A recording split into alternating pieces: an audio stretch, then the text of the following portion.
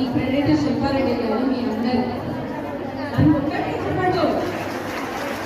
శిల్పారెడ్డి తోడుండి ఇంతమంది వచ్చి కలిసి చేసినప్పుడే సక్సెస్ఫుల్గా చేసినాం.